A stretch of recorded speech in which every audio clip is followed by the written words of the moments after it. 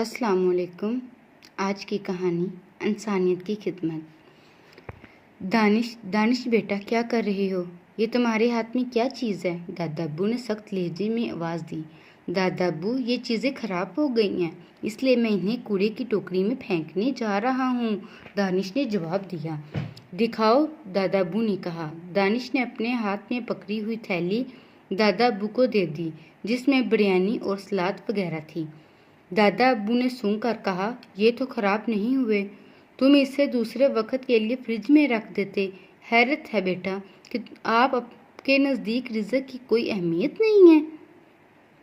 दादा अब्बू, मुझसे खाया नहीं गया था, दानिश ने अपनी सफाई पेश की।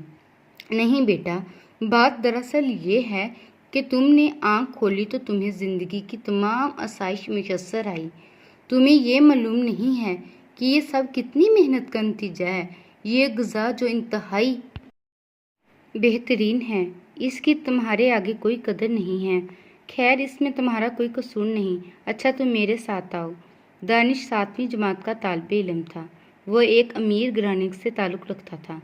अकलौता होने की वजह से इसको माँ बाप और दादा बहुत ज़्यादा प्यार करते थे। स्कूल भी वो अपनी गाड़ी में जाता था।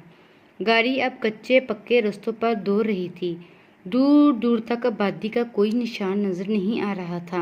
अब इन्हें कोई खेमे नज़र आए और फिर आस्ता आस्ता वो खेमे नज़दीक आ गए। दादा अब्बू उतरे, दानिश भी उतर गया। बहुत सारी औरतें, बच्चे और बूढ़े खुले आसमान तले बैठे थे।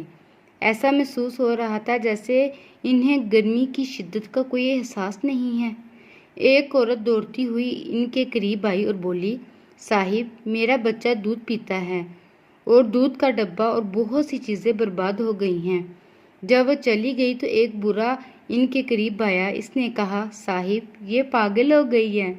इसका बेटा ग़िज़ा की कमी की वजह से मर गया है और इसका शौहर भी।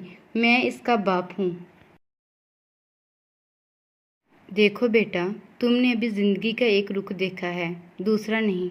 यहाँ तुम्हें ऐसे लोग भी नज़र आएंगे जिन्होंने कई दिनों से कुछ नहीं खाया। तुम्हारे हम उम्र दोस्त दिन भर अपने वालिदैन से नामालूम कितना जेब खर्च लेते हैं। अगर इसमें से कुछ इनको दे दें तो ये एक वक्त का खाना खा लें। दादा अब्बू की ये बातें सुनकर दानिश बहुत रंज हुआ। दूसरे दिन दानिश दादा अब्बू के कमरे में आया और कहा, दादा अब्बू जान, आज फिर इसी जगह चलें? मैंने बहुत सी चीज़ें, एक कंबल, बहुत से कपड़े और कुछ खाने पीने की चीज़ें जमा की हैं ताकि इन लोगों की मदद कर सकूं। वाह मेरे बेटे, तुमने मेरा दिल खुश कर दिया, दादा अब्बू बोले और वो दोनों वहाँ चल दिए।